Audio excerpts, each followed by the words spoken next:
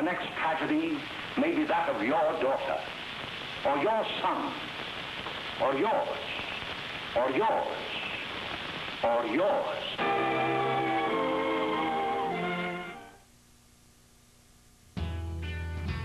Turn on, tune in, drop out.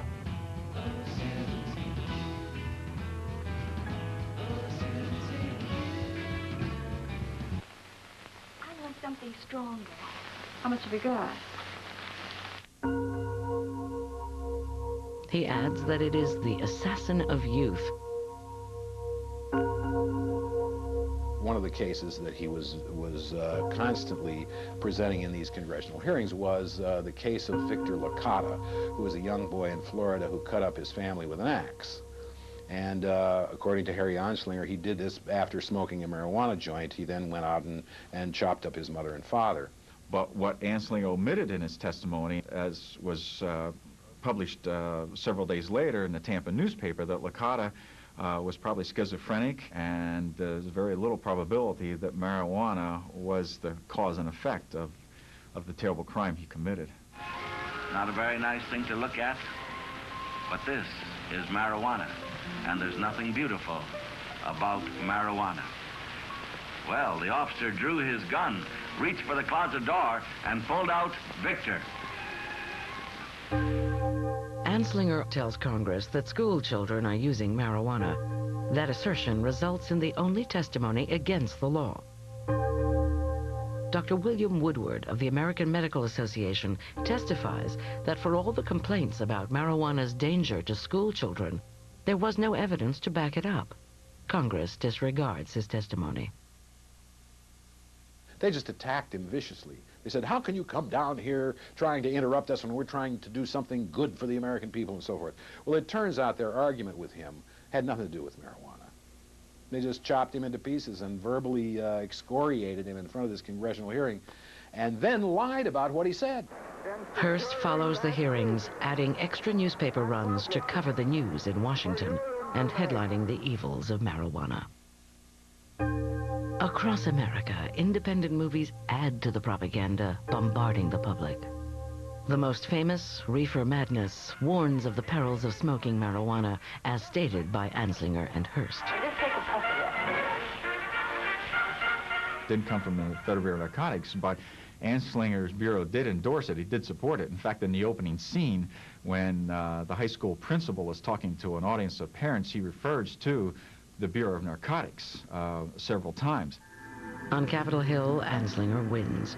Congress passes the Marijuana Tax Act, the first federal law against the drug. The Southwest gets the federal law they wanted. After 5 days of hearings, the marijuana tax law goes to Congress for a vote. It's passed within weeks by roll call vote. President Roosevelt signs the bill on August 2nd. It takes effect October 1st. Perhaps one of Anslinger's most significant contributions to fighting drugs is that he, more than any other individual, demonized drugs. I don't know that Anslinger lied to Congress, but he was an effective propagandist, we might say. The law requires that anyone wishing to buy, sell, distribute, or transfer marijuana must pay a tax and have a stamp. The penalty for failure to do so is 5 years in jail, a $2,000 fine, or both. But like the machine gun law, the government doesn't make the marijuana stamps available. There was another problem, too, and that was that in order to get the license, you had to have the marijuana in hand. But if you had the marijuana in hand without the license, you had already violated the law. 2 days after the law goes into effect, the first offender of the Marijuana Tax Act, Samuel Caldwell, is arrested in Colorado. 4 days later, he is convicted and sentenced to 4 years in jail and a $1,000 fine.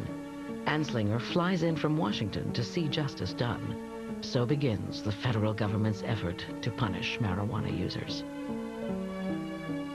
1 year after its ban, Anslinger's law runs into a powerful critic. It was none other than the mayor of America's biggest metropolitan city, Mayor Fiorello LaGuardia of New York. LaGuardia commissions a group of medical professionals from the New York Academy of Medicine to study his city's marijuana problem. This blue ribbon panel visits schoolyards, interviews principals, even tests the effects of the drug on adults.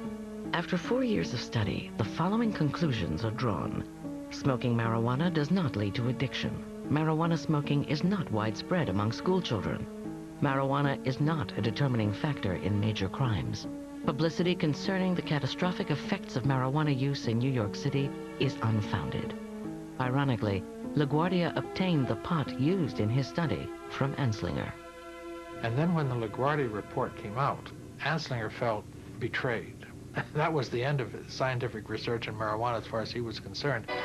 No matter what the scientific basis for LaGuardia's study, he is pressured to toe the party line. In the Big Apple, marijuana will remain an illegal drug. Through World War II, marijuana arrests drop. But ever wise to the power of the press, Anslinger begins targeting celebrities and musicians to grab headlines. He arrests jazz drummer Gene Krupa for possessing marijuana, who spends 87 days in jail. Actor Robert Mitchum is busted, and his career is almost shattered after he's arrested at a pot party. But there will be new drugs to combat. One other, legal for the time being, is making history on the battlefields of World War II. Around here, if we want to find the girl, yeah, we